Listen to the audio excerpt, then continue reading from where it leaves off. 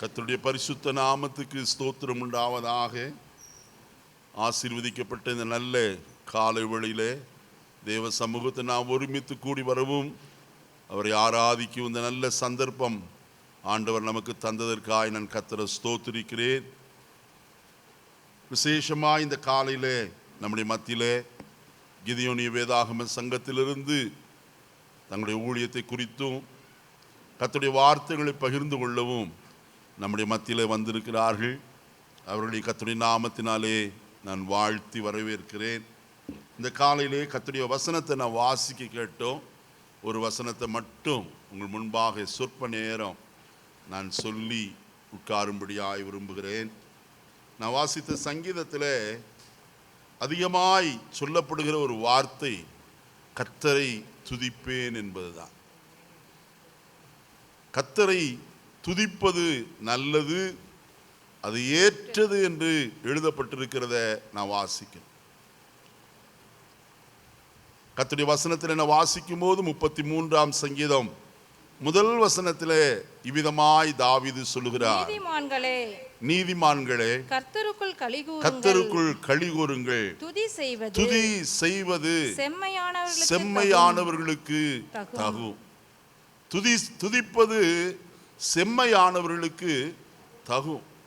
நாம் எப்போதும் கர்த்தரை துதிப்பது கர்த்தர் விரும்புகிற ஒரு காரியம்.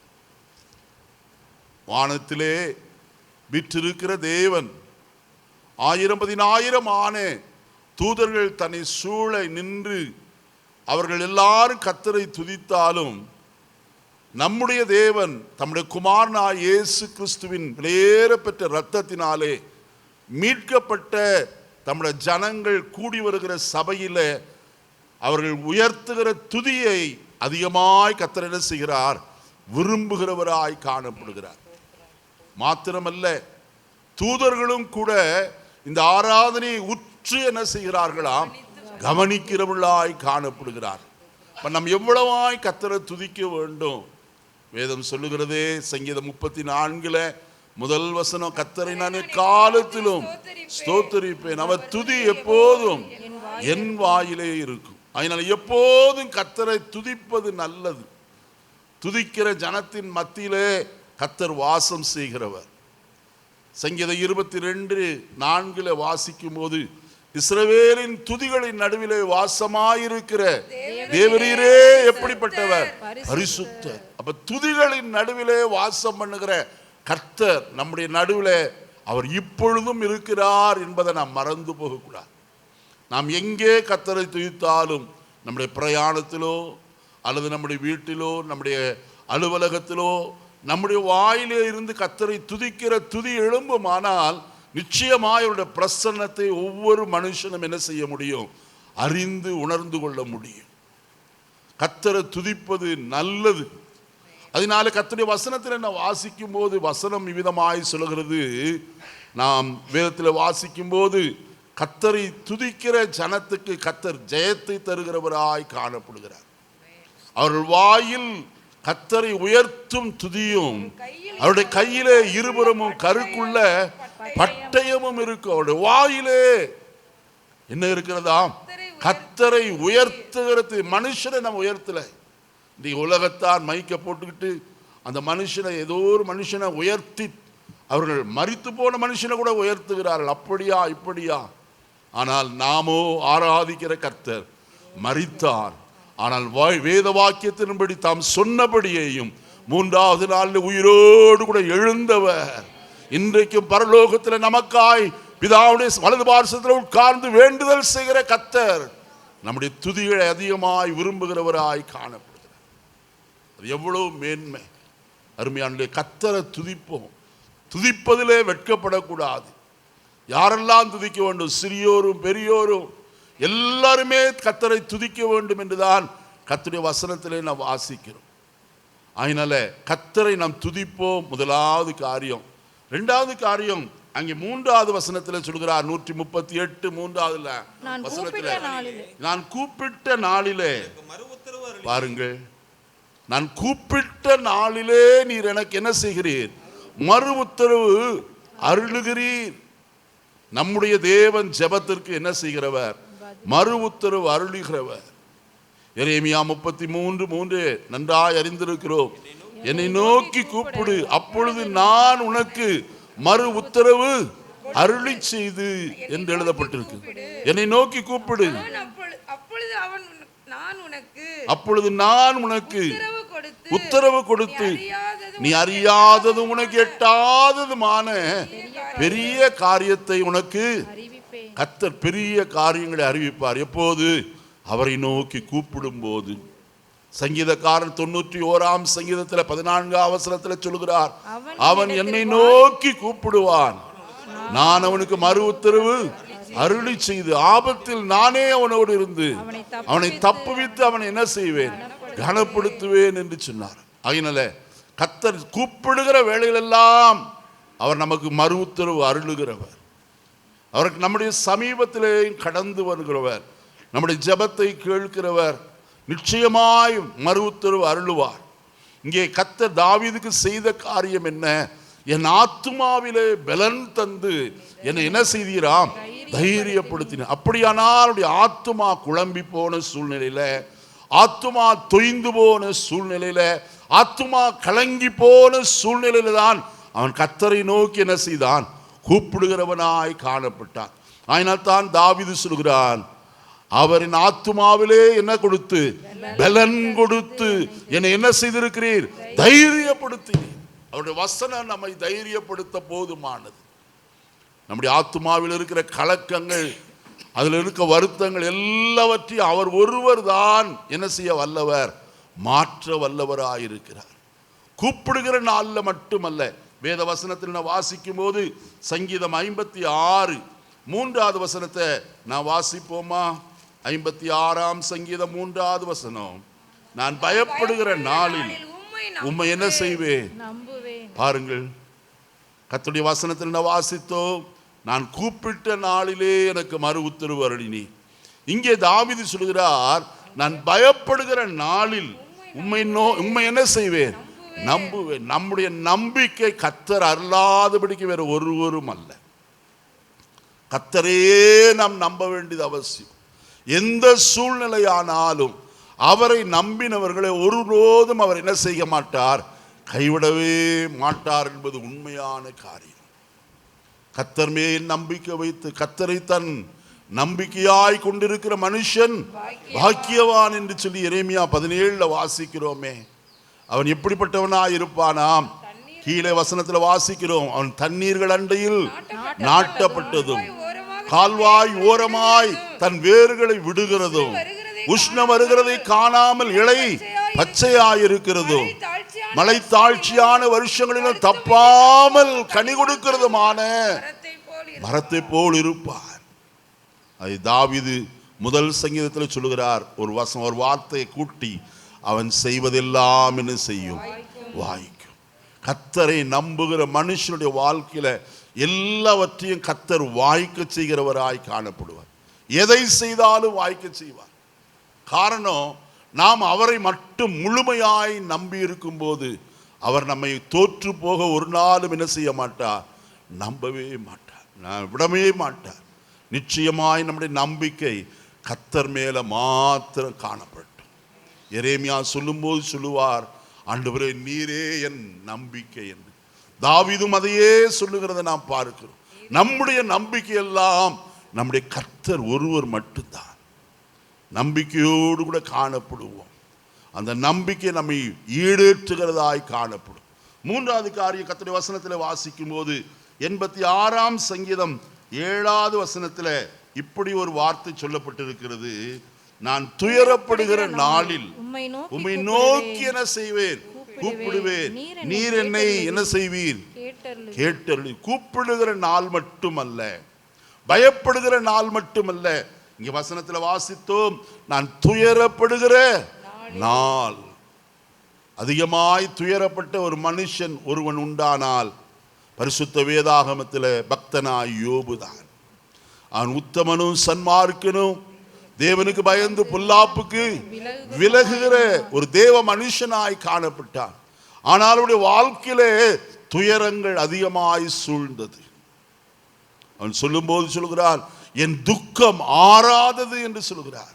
என் துக்கம் கொடியது என்று சொல்கிறார். அவ்வளவு துக்கத்திலேயும் அவன் தேவனை மறுதலிக்கவில்லை. அவன் செய்த காரியம், கர்த்தர் கொடுத்தார், கர்த்தர் எடுத்தார், கர்த்தருடைய பரிசுத்த நாமத்துக்கு ஸ்தோத்திரம் என்று சொல்லுகிறவனாய் காணப்பட்டான். அப்பொழுதும் கர்த்தரை துதிக்கிறார். அருமையானே, அவன் சொல்லுகிற ஒரு வார்த்தை, என் மீட்பர் என்ன செய்கிறார்?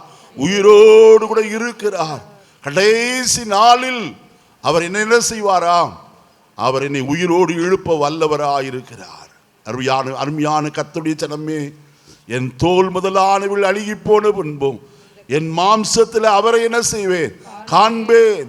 அந்நிய கண்கள் அல்ல, என் சொந்த கண்கள் அவரை என்ன செய்யும்? காணும். கர்த்தர் நம்ம அவரை காணும்படிக்கு செய்கிறவர்.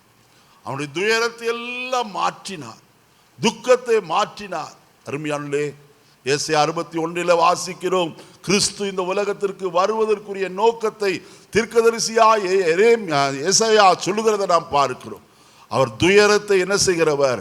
களிப்பாய் மாற்றுகிற கர்த்தர். எல்லாவற்றையும் அவர் மாற்ற உண்மையுள்ளவர் தேவனாயிருக்கிறார். அவரால் கூடாத காரியம் ஒன்றுமே இல்லை. 4வது ஒரு நாளை குறித்து வசனத்திலே வாசிக்கிற வேளையிலே வசனம் இவ்விதமாய் சொல்லப்பட்டிருக்கிற பார்க்கிறோம். வெளிப்படுத்தின விசேஷம் 1 அதிகாரம் 10வது வசனத்தை வாசிப்போமா? வெளிப்படுத்தல் 1:10. கர்த்தருடைய நாளிலே நான் என்னவானேன் பாருங்கள். ஒவ்வொரு நாளையும் நாம் பார்க்கிறோம். இங்கே கர்த்தருடைய நாள் என்று ஒரு நாளை குறித்து சொல்லப்பட்டிருக்கிறது. இந்த நாளிலே தனிமையாய் பத்மு தீவிலே நாடு கடத்தப்பட்டதானே இங்கே யோவான் அப்போஸ்தலன் என்னானாராம்? ஆவிக்குள்ளானார் என்று எழுதப்பட்டிருக்கிறது. கர்த்தருடைய நாளிலே தேவன் தம்முடைய ஆவியினால் நம்ம என்ன செய்கிறவர்? நிரப்புகிறவர். யோவான் அப்போஸ்தலனை மட்டுமல்ல, சகலரையும் மாம்சமான யாவர் மேலின் ஆவியை ஊற்றுவேன் என்று சொன்னாரே, இன்றைக்கும் அந்த ஆவியானவர் நம்மை நிறைக்கிறவராய் காணப்படுகிறவர். அப்போஸ்தலனாகிய யோவானுக்கு கடைசி நாட்களிலே சம்பவிக்கிற காரியங்கள் எல்லாவற்றையும் என்ன செய்தார்? அவனுக்கு வெளிப்படுத்தி காட்டுகிறவராய் காணப்பட்டார். இந்த காலை வேளையிலே நம்மையும் ஆவியினால் நிறைக்க, ஆவியிலே கழிகூற பண்ண அவர் ஒருவரே உண்மையுள்ளவராய் இருக்கிறார். ஆவியிலே நிறையும் போது நாம் வசனத்தில் நாம் வாசிக்கிறோம், தேவ அன்பு நம்முடைய இருதயங்களில் என்ன செய்கிறது? ஊற்றப்படுகிறது. மாத்திரமல்ல, சந்தோஷத்தினால நம்ம என்ன செய்கிறவர்? நிறைக்கிறவராய் காணப்படுகிறார். ஆவிக்குரிய ரகசியங்களை நமக்கு என்ன செய்கிறார்? வெளிப்படுத்தி காட்டுகிறவராய் இருக்கிறார். அந்த ஆவியானவர் நமக்குள்ளே இருந்து நமக்காக என்ன செய்கிறவராய் இருக்கிறாராம்?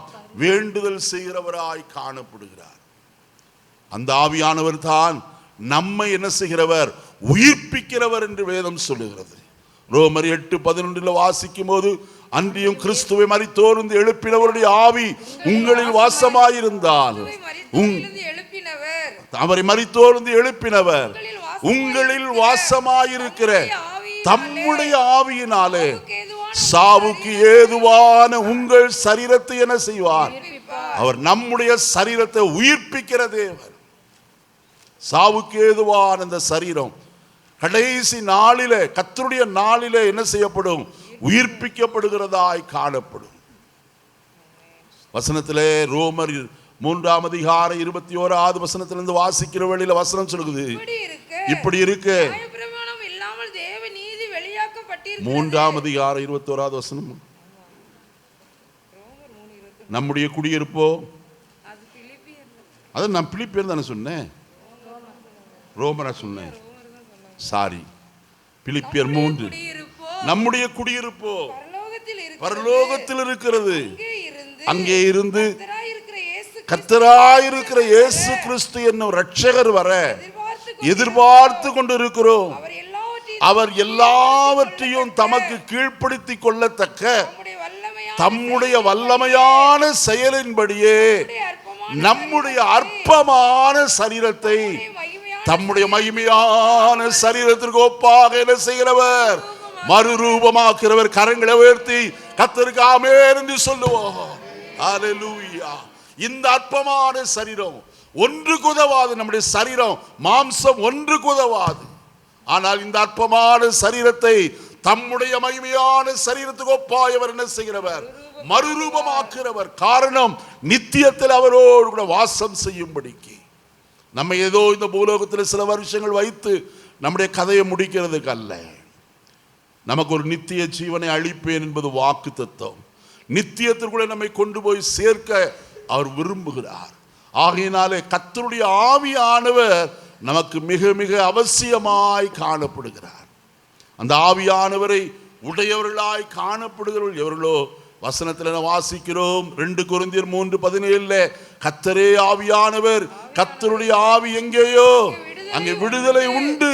அடுத்த வசனத்தில் நாம் எல்லாரும் திறந்த முகமாய் கர்த்தருடைய மகிமையை கண்ணாடியிலே காண்கிறது போல கண்டு ஆவியாயிருக்கிற கர்த்தராலே அந்த சாயலாக, எந்த சாயலாக?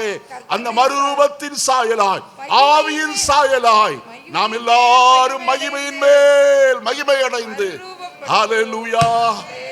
அருமையானவர்களே, கர்த்தருடைய வேதத்தில் நீங்கள் 1 கொரிந்தியர் 15ஆம் அதிகாரத்தை வீட்டில் போய் வாசித்து பாருங்கள். சூரியனுடைய மகிமை வேறு, சந்திரனுடைய மகிமை வேறு, நட்சத்திரங்களுடைய மகிமை வேறு, நட்சத்திரங்கள் மகிமை வேறு, எல்லா மகிமையும் வேறு. ஆனால் நம்முடைய மகிமை கிறிஸ்துவின் மகிமைக்கு எப்படி இருக்கிறது? ஒப்பாய் காணப்படுகிறது. அந்த மகிமைக்காகத்தான் உங்களையும் என்னையும் கர்த்தர் இந்த சபையிலே கர்த்தர் வைத்திருக்கிறார்.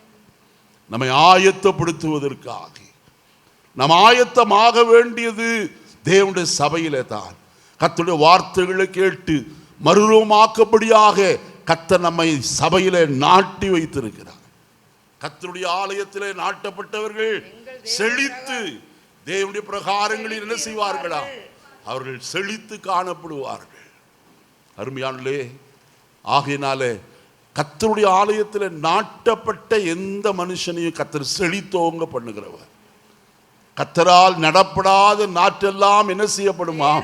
வேரோடே பிடுங்கப்படும். நாம் கர்த்தருடைய சபையில நாட்டப்பட்டு இருக்கிறோமா என்பதுதான் மிக முக்கியமான ஒரு காரியம். 5வது, கர்த்தருடைய வசனத்தில் நான் வாசிக்கும் போது கர்த்தருடைய நாளை குறித்து இவ்விதமாய் சொல்லப்பட்டிருக்கிறது. 1 தெசலோனிக்கேயர் 5ஆம் அதிகாரம் 2ஆம் வசனமும் 4ஆம் வசனத்தை வாசிப்போம் சற்று வேகமாய். 1 தெசலோனிக்கேயர் 5ஆம் அதிகாரம். இரவிலே திருடன் வருகிற விதமாய் கர்த்தருடைய நாள் வரும் என்று நீங்கள் நன்றாய் அறிந்திருக்கிறீர்கள். கர்த்தருடைய நாள் எப்படி வருமாம்?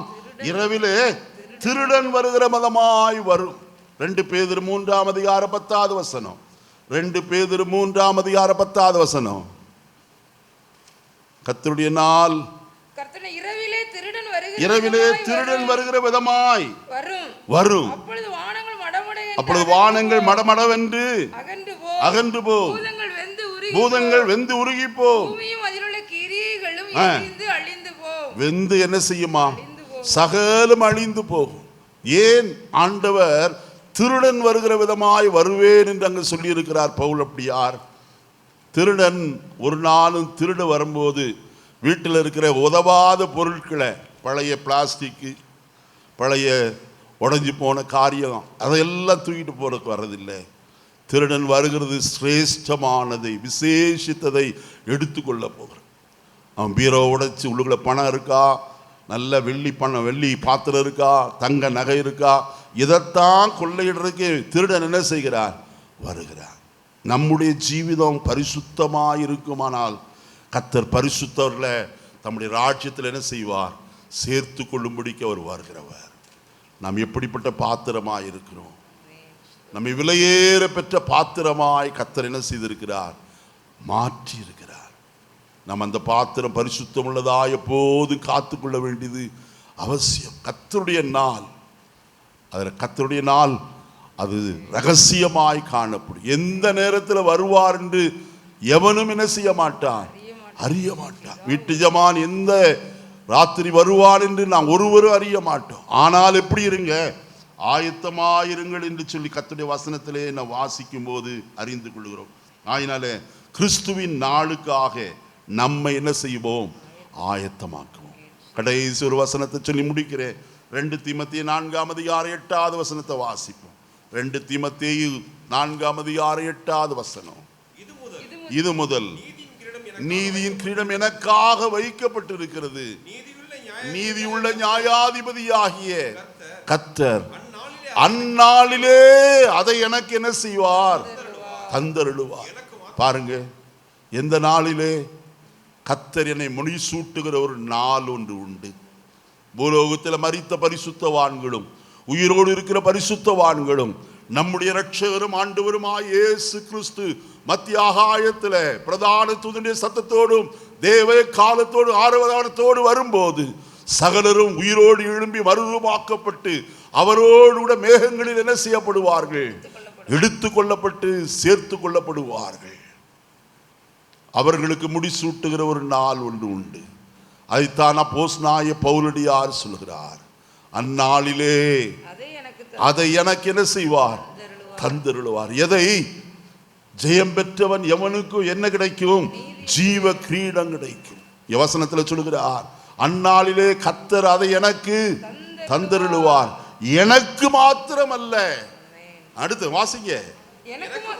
எனக்கு மாத்திரமல்ல, அவருடைய பிரசன்னமாகுதலை விரும்பும் யாவருக்கும் கர்த்தர் அந்நாளிலே அதை என்ன செய்வார்? எனக்கு மட்டும் இல்லையா, எனக்கு மட்டும் பவுல் சொல்லவில்லை. அவருடைய பிரசன்னமாகுதலை விரும்புகிற யாவருக்கும்.